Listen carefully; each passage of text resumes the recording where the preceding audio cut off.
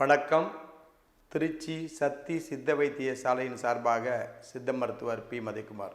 இப்பொழுது நிறைய வீடியோக்கெல்லாம் போட்டிருக்கோம். ஆன்மக்கருவு, குழந்தை இல்லாதது, மற்ற எல்லாம் போட்டிருக்கோம். இந்த மூட்டு வலி இதை பற்றி இப்போ பார்ப்போம். மூட்டு வலி ஏன் வருதுனாக்க, உடல் உழைப்பு அதிகமாக இருக்கும். இந்த கை வலி, கால் வலி, இந்த மூட்டு எங்கெங்கே ஜாயிண்ட் இருக்கோ அங்கெல்லாம் வலி வந்துடும். இவங்க எப்பப்போ வருதுனாக்கா, ஒவ்வொருத்தருக்கும் 25 வயசுலேயும் வந்துட்டு பார்த்துருக்கேன், 35 வயசுலையும் பார்த்துருக்கேன், 45 வயசுலையும் பார்த்துருக்கேன், 55 வயசுலையும் பார்த்துருக்கேன். இந்த மூட்டு வலி பெரும்பாலும் நிறைய பேத்துக்கு வந்திருக்கு. இல்லைன்னா சொல்ல வரல. வலி கை காலில் விட ஆடும், கை நடுக்கும், இந்த கழுத்தை மட்டும் ஒரு பக்கத்து இழுத்துக்கிட்டு இருக்கும், ஒரு கை பக்கத்து ஒரு பட்டு இழுத்துட்டு இருக்கும், ஒரு கால் ஒரு பட்டு இழுக்கும், படுத்து தூங்க வெட்ட இழுக்கும். இந்த மாதிரி 82 விதமான வாத நோய்களில் மூட்டு வலி ஒரு வகைப்படுது.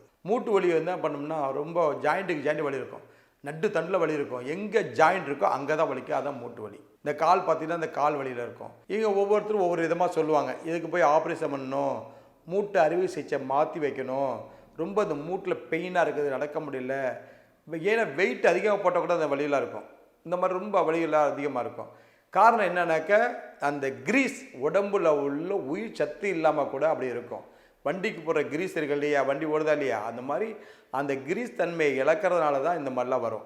இந்த நரம்புகள் இந்த கையில் பார்த்தீங்கன்னா வச்சுக்கோங்களேன், அந்த கிரீஸ் இருக்கும். எப்படி நம்ம புள்ள நம்மளை மாதிரியே பிறக்குதோ அதே மாதிரி உடம்பு உள்ள தசை நார்களில் உள்ள பிசுன்னு இருக்கணும். அது இருந்தால் தான் அது மாதிரிலாம் வரும். இந்த உடம்பு வலி, கைகள் எல்லாம் வராது. வர்றதுக்கு காரணம் உயிரணுக்கள் இல்லாததான். இதுதான் காரணம். அந்த 25 வயசுலேயே அந்த மூட்டு வலி வர்றதுக்கு காரணம் உயிரணுக்கள் இல்லை. 55 வயசில் இருக்கிறத உயிரணுக்கள் இல்லை, 75 வயசில் இருக்கிறது உயிரணுக்கள் இல்லை. அதாவது நோய் எதிர்ப்பு சக்தி இல்லைன்னு அர்த்தம். அந்த நோய் எதிர்ப்பு சக்தியை உண்டாக்கக்கூடிய பழங்கள், காய்கறிகள்லாம் சாப்பிட்டா நல்லது, இல்லைன்னு சொல்ல வரல. அதே மாதிரி இந்த மிஷின் ஓட்டுறவங்க, இந்த வேலை வெட்டியெல்லாம் அதிகமாக பண்ணுறவங்களுக்கு வருது, இல்லைன்னு சொல்ல. அந்த வேலை வெட்டியெல்லாம் பார்க்காதவங்களுக்கு வருது, எந்த வேலையுமே செய்யாதவங்களுக்கு வருது. இந்த மூட்டு வலி, இந்த வயக்காட்டில் வேலை செய்கிறாங்கல்ல, அவங்களாம் வரதை சொல்லுங்க பார்ப்போம், வரதில்லை. காலைல கஞ்சியை குடிப்பாங்க, துவையல் படிப்பாங்க, பச்சை மிளகாய் திம்பாங்க, வெங்காயம் திம்பாங்க, அவங்க பாட்டில் வயக்காட்டில் ஏறு விழுவாங்க. 90 வயசு வரைக்கும் மூட்டு வலி வரதே கிடையாது. அவங்க நடக்கிறாங்க, டெய்லி கரெக்டான சாப்பாடு சாப்பிட்றாங்க, அவங்க நெல் குத்தி சாப்பிட்றாங்க. ஒன்று ரேஷன் கடை அரிசி ரொம்ப அற்புதமானது, ரொம்ப மிகப்பெரிய அற்புதம் ரேஷன் கடையில் உள்ள அரிசி தான், பழைய அரிசி. அதை வாங்கி நல்லா கிராமத்தில் உள்ளவங்கெல்லாம் நல்லா நேம்பிட்டு நல்லா 2 கழுவு கழுவிட்டு நல்லா சாப்பாடு சமைச்சு சாப்பிட்றதுனால அவங்களுக்கு அந்த வியாதியில் வரதில்லை.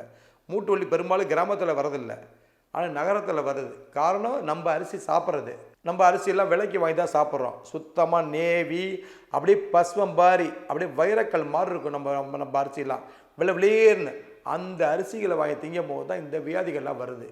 ஆனால் ரேஷன் அரிசி சாப்பிட்றவங்களாம் எனக்கு தெரிஞ்ச வரைக்கும் ரொம்ப பேர்த்துக்கு அது 90% வர்றதில்லை. ஏன்டா அப்படி வந்ததும் கிடையாது. கிராமத்துக்காரவங்கெல்லாம் நோய் வாயின்னு வரமாட்டாங்க. ஏன்னா அவங்க உடம்புல பாதுங்க போய் 90 வயசு, 100 வயசு, 110 வயசு வரைக்கும் வாழ்ந்துட்டு இருக்காங்க. காரணம் அந்த மாதிரி அரிசிகளை சாப்பிட்டு, சத்தான ஆகாரங்களை சாப்பிட்டு உடல் உழைப்பை நல்லா வேலை செய்கிறாங்க. களை பறிப்பாங்க, கீழே குனிஞ்சு பாருங்கள், களை நடுவாங்க.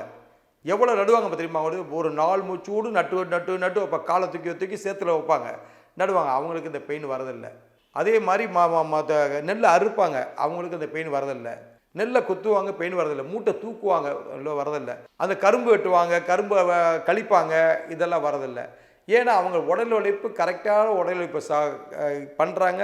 அதுக்கு தகுந்த மாதிரி சாப்பாடு சாப்பிட்றாங்க. சாப்பாடு ரேஷன் அரிசியில் எவ்வளவு சாப்பிட்றாங்களோ அவ்வளோக்குள்ள வியாதிகள் வரதில்லைன்னு ஒரு ஆய்வு சொல்லிகிட்டு இருக்கு. அதனால் முடிஞ்ச வரைக்கும் சத்தான ஆகாரங்களை சாப்பிடணும். இந்த மூட்டு வலிக்கான காரணம் என்னென்னா, அறிகுறிகள் என்னென்னா, மூட்டுகள் விரைப்பாக, குறிப்பாக விடிய காலையில் மூட்டுக்கால் நீட்டி மடக்க முடியாமல் விறப்பாக இருக்கும். ஒவ்வொருத்தவங்களுக்கு பார்த்திங்கன்னா மூட்டுகளில் வலி, வீக்கம், மூட்டில் பகுதியில் செவந்து காணப்படும், எடை குறைஞ்சி போயிடும், காய்ச்சல், சோம்பல், களைப்பு ஏற்படும். மூட்டு வலி உள்ள இடத்துல பார்த்திங்கன்னா 6 வாரத்துக்கு மேலாக வீக்கம் குறையாமல் இருக்கும். மூட்டு வலி ஒரு இடத்துல இருந்து அடுத்த மூட்டுக்கு பரவி கொண்டு தான் இருக்கும். மூட்டு வலி காரணமாக தசையில் உள்ள சக்தி குறைஞ்சிரும். அப்படி தூக்கி ஒன்று ஒவ்வொருத்தரை அவங்க கையை பிடிச்சி தூக்கி விடுற காலம், கீழே உட்கார வைக்கிறதுக்கு ஒரு ஆள் வேணும், தூக்கி விடுறதுக்கு ஒரு ஆள் வேணும். காரணம் மூட்டு தேஞ்சு போச்சு. அதெல்லாம் மூட்டு வலி முத்தி போச்சு வச்சுக்கல, முட்டிகளை நீட்டி மறக்க முடியாது, சக்தி குறைஞ்சி போயிடும். நாளடைவில் பார்த்தா மூட்டுகளில் உள்ள எலும்பெல்லாம் தன் இடத்துல இருந்து மாறுபடும். மூட்டில் உள்ள எலும்பெல்லாம் கொஞ்சம் மாறுபடும்.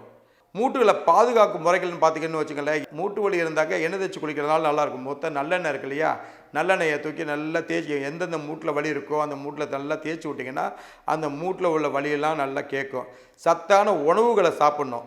மூட்டுகளை அது நல்லா பாதுகாக்கும். மூட்டில் வந்து வீக்கர் பிடிச்சி வச்சுக்கோங்களேன், விளக்கெண்ணெய் எடுத்து நல்ல ஒரு 5 நிமிஷம் தண்ணி அதை சுட வச்சு தடவி விட்டு தவிடு ஒத்தரம் கொடுத்திங்கன்னா கொஞ்சம் கொஞ்சமாக நல்லாயிருக்கும். பின்ன சுக்குத்தூள் இருக்கு இல்லையா, சுக்குத்தூளை வச்சு நல்லா பவுட்ரு பண்ணி அந்த விளக்கெண்ணெயில் கலக்கி விட்டு அப்படியே தேய்ச்சிங்கன்னா அந்த மூட்டில் உள்ள பகுதியில் உள்ள கெட்ட நீர் பூரா எடுத்துரும். கெட்ட நீர் எடுத்தால் அந்த மூட்டு வலி கம்மியாகும், வலி இருக்காது.